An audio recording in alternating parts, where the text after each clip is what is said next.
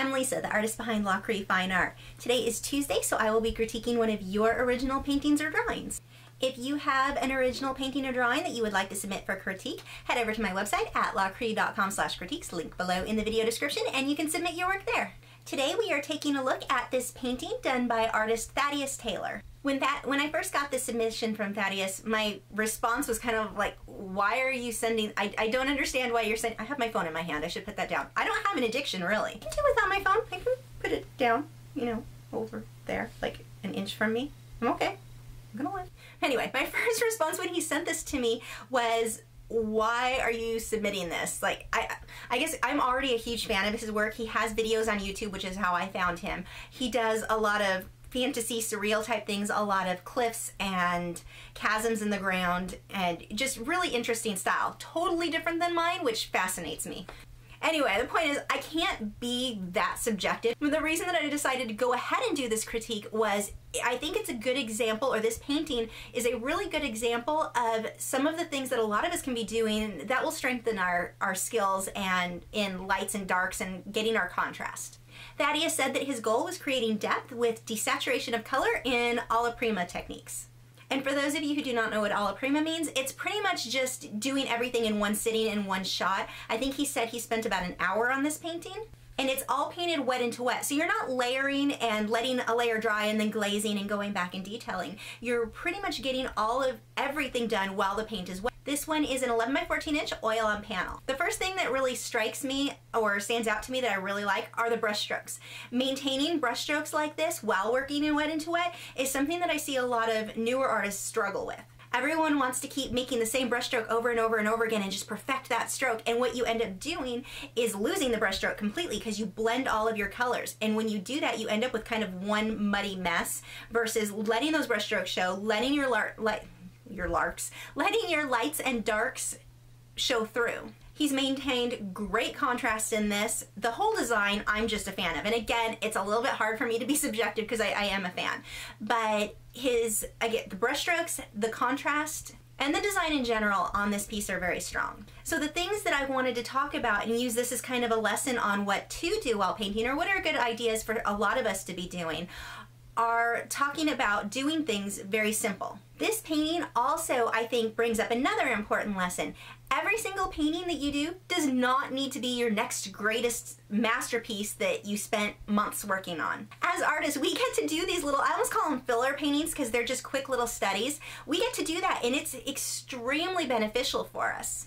And this is for a couple of reasons. One, it's forcing us to get to the point and get there quickly. Give yourself an hour, 2 hours, 3 hours to finish a painting and know it's going to be finished. You're going to leave your brush strokes showing. Get your lights and your darks where they need to go, because that's, again, what you're depending on there, because you don't have time to get all your details in that amount of time. The next thing is, I find for myself anyway, when I do a big, huge, 24 by 36 or whatever canvas, or painting that I've done a ton of detail work on, you can start getting burned out and frustrated because sometimes it gets so technical and you're having to pay attention to so many different things going on in that painting, and you can kind of stress yourself out. If you back up and do some of these little studies in between, or maybe take a break from the bigger painting and do one of these little studies, they're a lot of fun to do. They really are. So it does strengthen your skills. It is a lot of fun because, again, you're being messy or you're being very, very loose. So seriously, strongly encourage any of you guys to try this style, to do these smaller studies, that you're not focusing on teeny tiny detail. You're doing a few brush strokes, you're letting those brush strokes show, you're not blending them out, and depend on your lights and your darks working together, or the hues of the colors that you're working with. One thing that I think a lot of artists fall into this concept of is that every painting we do, we should always be improving. Every painting should be an improvement on the last. And yeah, we like to see that to a point, but realistically, sometimes it's the process. I will do a painting, for example, and I'm not talking about yours not being amazing. That actually sounded really bad. It made my train of thought go to this other train of thought. I'm all over the place, sorry. I had too much caffeine. Anyway, when painting, sometimes we'll do these smaller paintings or just different paintings that not everybody's in love with, but it may have one element that leads you to your next painting, which is your next masterpiece or your next best, greatest painting ever. So there's always value in painting, whether it be something that you're gonna spend 2 months on or something that you're gonna spend an hour on. There's value in that. You're getting the hang of techniques, you're learning what you like, what you don't like, how different paint blends together. Just paint, just always paint. And these little smaller studies are so beneficial. There are, for anyone who's looking to do this sort of thing, it's actually a little bit easier to do an acrylic than oil, because oil, you do have to be very careful not to end up with mud. With acrylic, it's not quite a la prima because it is drying in between layers, but you can still do it in bigger, heavier brush strokes.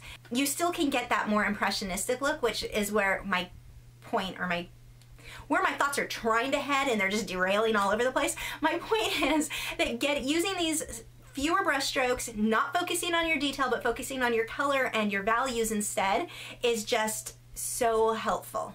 In the long run, will really do you a lot of good when you go back and you're doing your fine detailed stuff. The lighting that you got the hang of doing in I don't want to say simpler, but the impressionistic style painting, you can apply to your realism, and it's just a great learning tool. Anyway, back to your painting, Thaddeus. I went off on so many different off-topic things, but this painting just made me think of so many things that I think would be helpful for other people. But your painting, again, another wonderful painting from you.